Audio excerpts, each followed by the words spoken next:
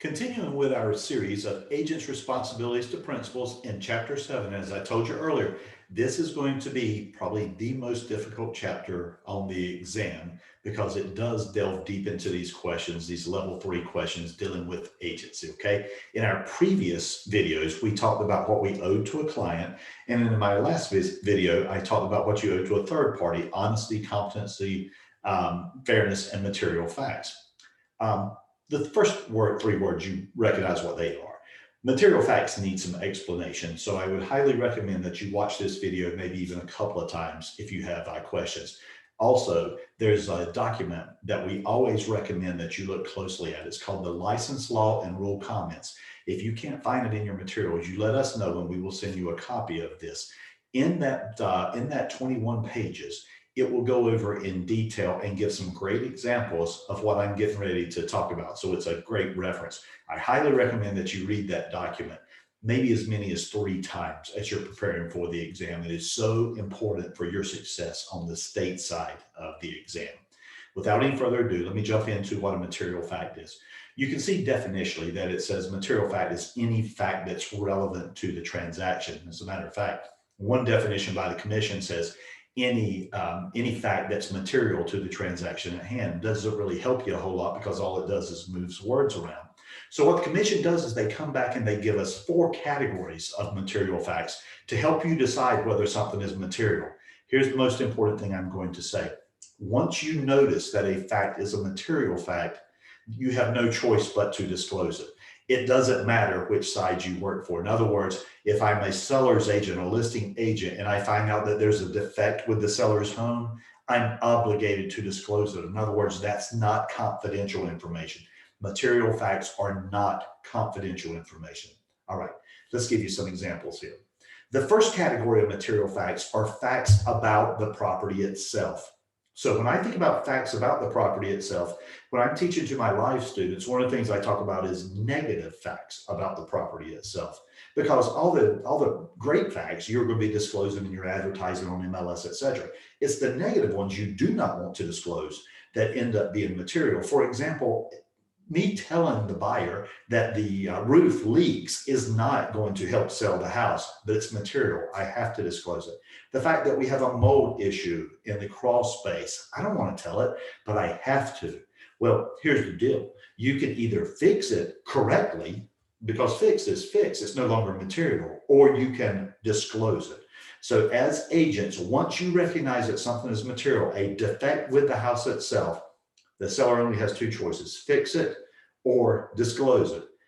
Actually, what I like to do is both. I like to have the seller fix it, then disclose it, because then I can give receipts to the buyer and say, here, not only was this fixed, but here's a receipt.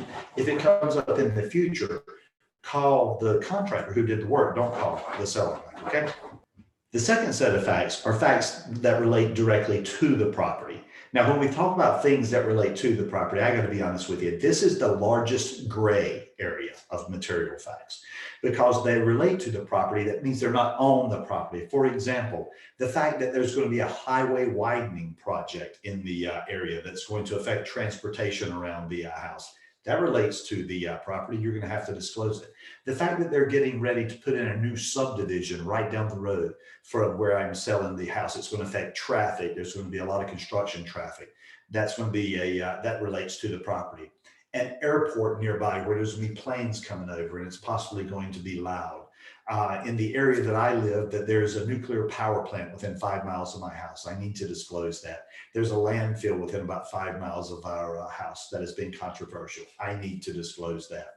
This is always the toughest area. I highly recommend that this is the one that you get with your broker in charge and say, hey, do I need to disclose that? Another issue in our area has been a major interstate highway that's been worked on for 20 some years at this point. Because of its nature and its location, we've had to disclose this for years. Listen, oftentimes it doesn't stop buyers from buying. It's just that they need to know so that they can make an informed decision. Remember, material facts was any fact that's relevant to helping the buyer make their decision on the property. Listen to this next category. It's kind of interesting. Facts relating directly to the agent's principal's ability to complete a transaction. Okay. Now, here's what I mean by that. For years, we've done this, and a lot of agents don't relate it this way. But the fact is, if my buyer is getting ready to make an offer on a house for $250,000, I usually produce what's known as a pre-approval letter to show that they can get $250,000. Why? Well, the fact is, my buyer's financials are not relevant to the seller. Having said that, the seller does have a right to know where we're going to come up with the $250,000 before he takes his house off the market. So the ability of a principal in a transaction to complete the transaction is clearly material. By the way, just a couple other things you might be tested on. If in fact your seller is involved in a short sale, short sales are always material facts. We'll discuss what a short sale is later when we get to the finance chapter. But for right now, short sale is always material fact. In a foreclosure situation, foreclosures are only material once there is a notice of foreclosure sale that has been posted. In other words, you may see a test question that says the seller is behind 2 or 3 payments to the bank. What do I tell the buyer? Well, nothing yet, as long as they have the ability to transfer title and the foreclosure proceeding hasn't started or they're not upside down in a short sale situation. The ability of a principal in a transaction to complete a transaction. Now, I know this one actually sounds fairly simple, but I got to be honest with you. Look at a situation where your buyer was able to complete the transaction at the time they entered into the offer to purchase and contract, and then they lost their job.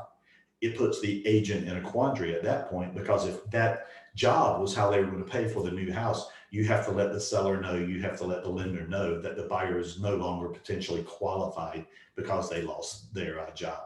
Now, if they quickly find another job and the lender's okay and the seller's okay with this, you're fine.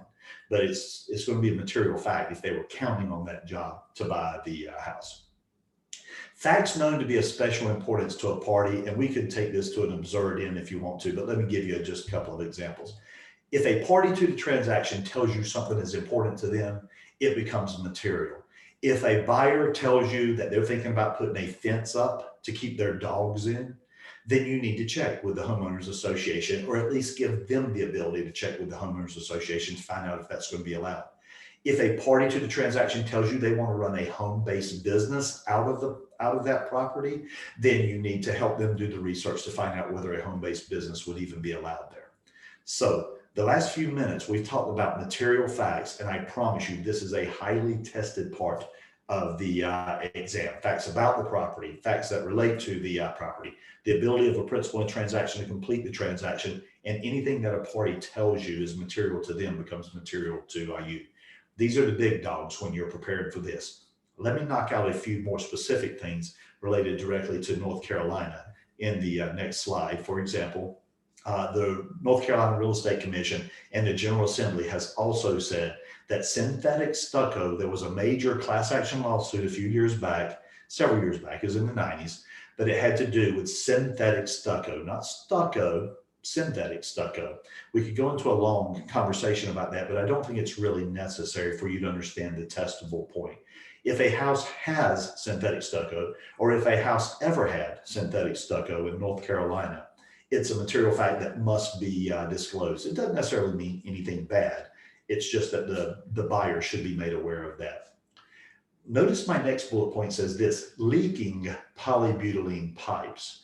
Again, another class action lawsuit having to deal with these plastic gray pipes that you saw. They were from the late 70s, I think, maybe early 80s into the early 90s. These were used for plumbing. Okay, there was a problem with polybutylene pipes. It mostly had to do with the connections, the crimping of the connections and certain fittings. Again, let's not get into the minutia of this. Having said that, if a house with polybutylene pipes has a history of leaks, then that would be a material fact that the buyer should be made aware of. Even if those pipes have been changed, the buyer should be informed, because there could be some latent concerns with water if there had been a history of leaks with that house. So polybutylene. And then the last one that you see there has to do with meth labs. If a house was in fact used for the manufacture of meth, then that would be a material fact that the buyer might want to follow up on. If it has not been remediated yet, there could be poisons and toxins in that house that could be an issue to the buyer, and they would need to check with the health department to find out what needed to be done to make that house livable again. The last 2 points on this slide deal with this. fraud, intentionally misrepresenting a material fact is going to get you in big trouble. That's, could actually end up being not just a violation for the real estate commission, but it could be a felony as well. We'll talk more about this in just a moment. And then I do want to point out in regards to latent defects, sometimes you'll hear defects referred to as patent or latent. Patent means you can see them with your eyes. Latent means it's a hidden defect. So listen closely here. Agents are responsible for what they know or what they reasonably should have known. Okay. Now, if it's a true latent defect and you don't have the ability to discover it, as an agent, you would have no obligation to disclose it. Having said that, if you were aware of that latent defect, because remember, you're responsible for what you know or what you reasonably should know. If you knew about the latent defect, even though you knew good and well it would not come up in any inspection, you'd be obligated to disclose that as well. So again, keep this in your mind when you talk about what agents are responsible for. You're responsible for what you know, and how you know it. I don't know. Maybe you discovered it, or maybe someone told you factually that there was a defect. Okay, what you know or what you reasonably should know. What should I reasonably know? What would a reasonably diligent agent discover through a logical investigation of the house? And when I say that, I don't mean you're supposed to be home inspectors, you're not supposed to be attorneys, you're not supposed to be structural engineers, et cetera, et cetera. What would a reasonably skilled agent discover when looking at the house? Okay, material facts. This is going to be extraordinarily important. In the next video, we'll talk about what happens if you do not say or if you falsely disclose what is material.